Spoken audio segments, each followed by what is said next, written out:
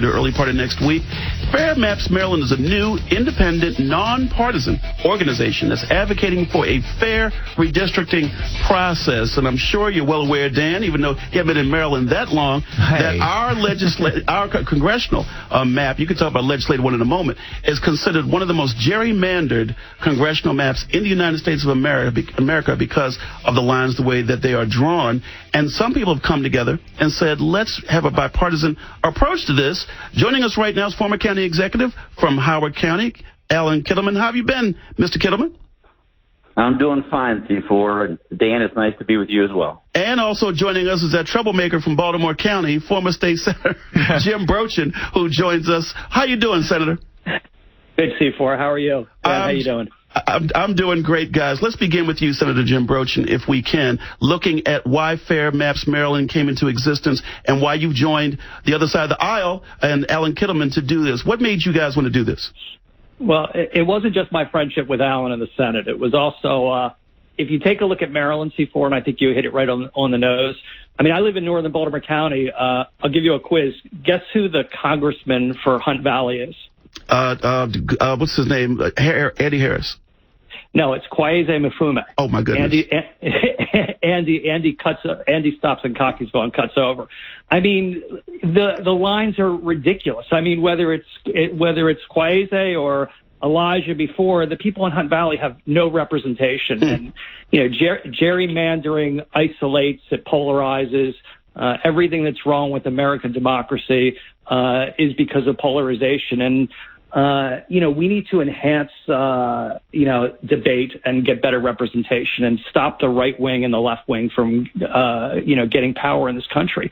And I think it's a perfect example of Hunt Valley doesn't really have representation. It's not Kwesi's fault. It's the map maker's fault.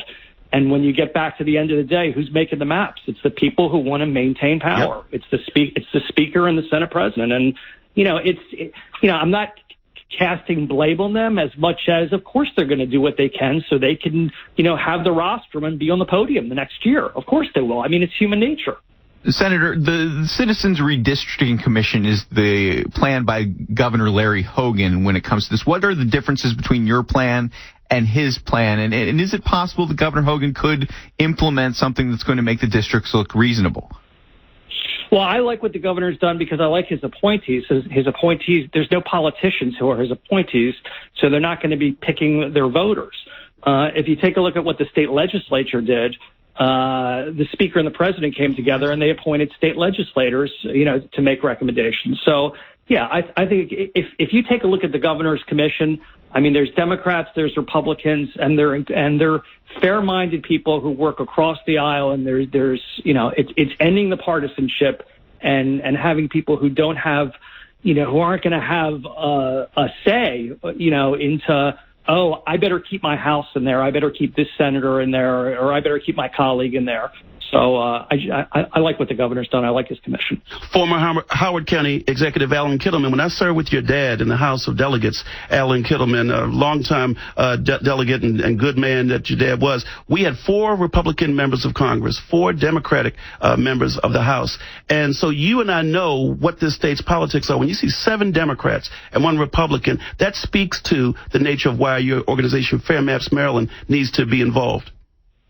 No, you're exactly right, and it's good to be working with my friend Jim Brochin. For once, I can say I agree with everything he just said. But no, he's right about the polarization.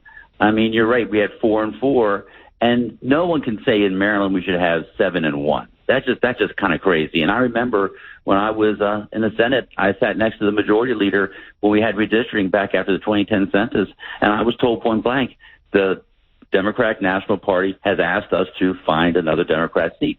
And I want to make it very clear, Republicans do this too. I mean, this is a bipartisan problem that Republicans do it in some states and Democrats do it in others. But the thing that Jim said that I so much agree with is the polarization of our country. I mean, right now, the reason we don't have legislators working together is because they know they can't win their primary if they even talk to the other side.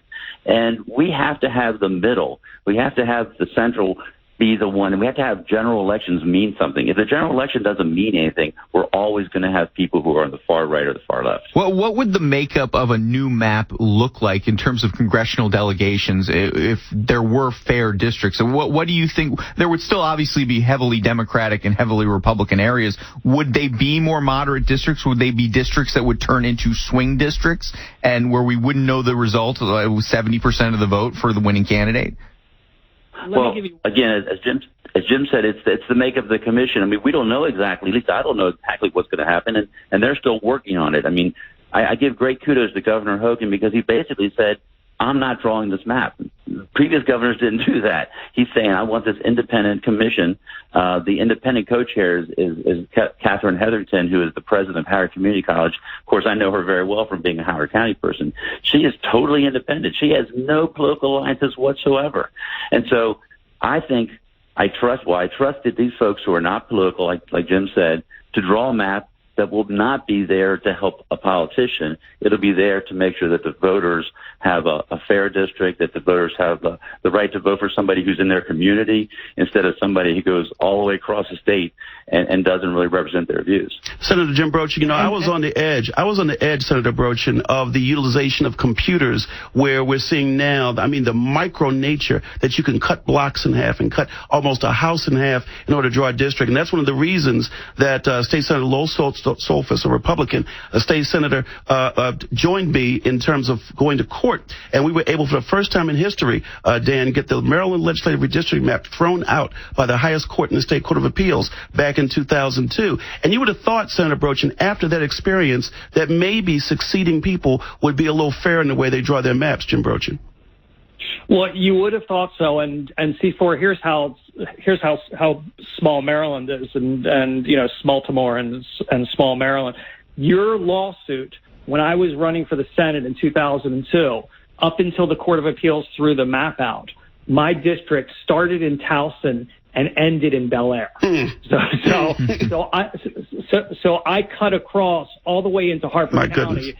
And it wasn't until your lawsuit made me a senator. Well, Glendenning had me representing parts of Middle River and another part of Dundalk, where literally I had to catch a boat from the Inner Harbor to get to parts of my district. Wow. But go ahead, Jim.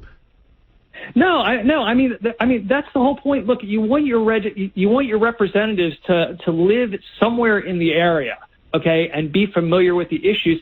It's unreasonable to ask, Kwesi Mafumi to understand what's going on in Hunt Valley, and it's very unreasonable to say to somebody who represents the Eastern Shore like Andy Harris, oh, well, you also represent Carroll County. I mean, it's just.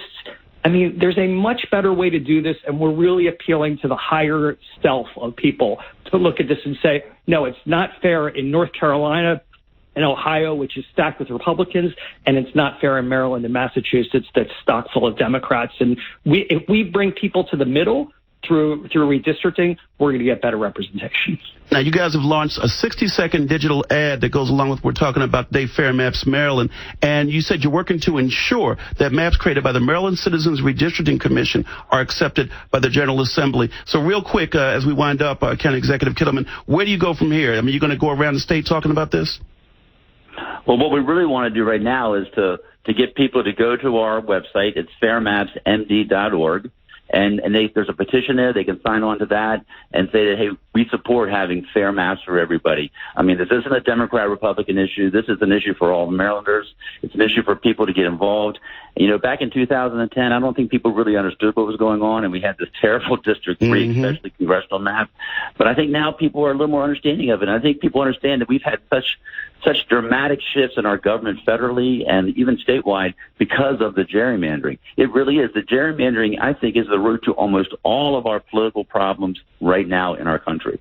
And I think that people are understanding that. So please go to fairmapsmd.org. We're also on Twitter and Facebook. But I just think the more people that get involved, the better. And we're actually right now mostly focusing on educating people and then also waiting to hear what the governor's independent commission is going to come out with. Allan Kittleman, Jim Brochin, great to have you on board. We will get you back as we get closer to the lines being drawn. Thank you, gentlemen. Thank you so much. Stay